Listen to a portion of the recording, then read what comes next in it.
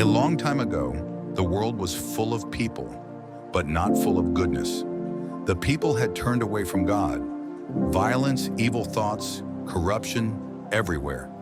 The Lord saw how great the wickedness of the human race had become, and his heart was deeply troubled. Genesis 6:5-6.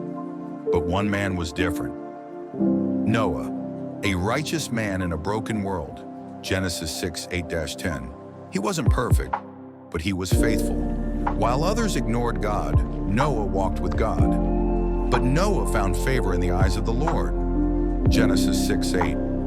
He lived with his wife and 3 sons, Shem, Ham, and Japheth, and taught them to follow God.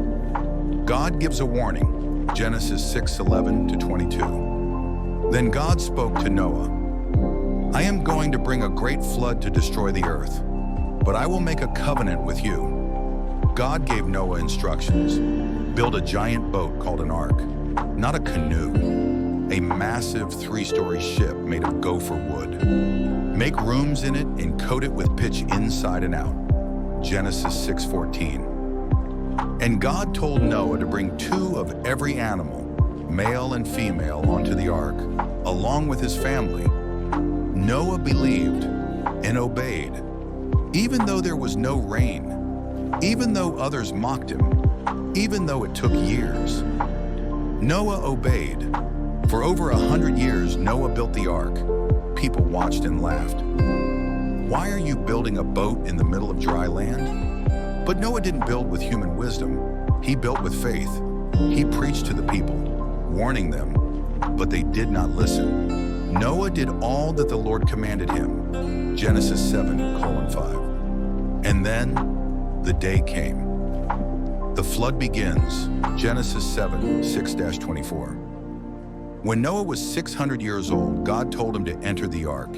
He, his wife, their sons and their wives, and the animals all went inside. Then the door was shut.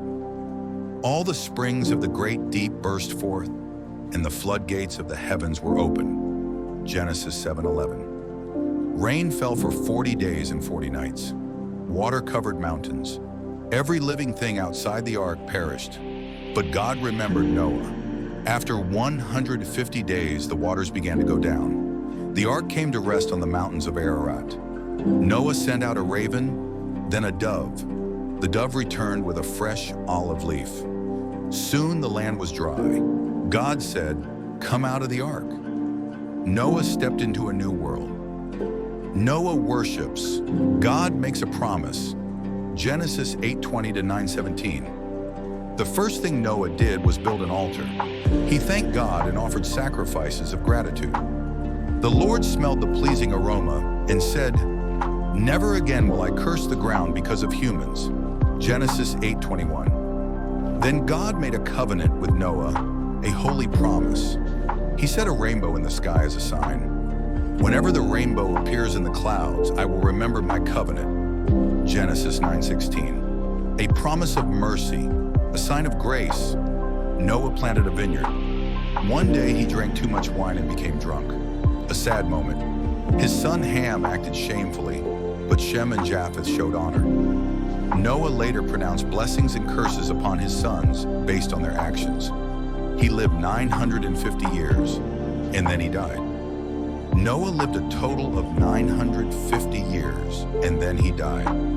Genesis 9:29. Noah's story teaches us many things. Faith obeys even when the skies are clear. Obedience may not make sense to others, but God sees. God always keeps his promises.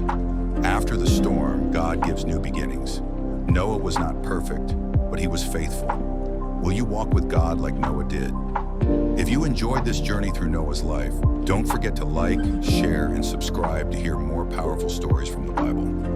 Remember, one faithful life can change the world.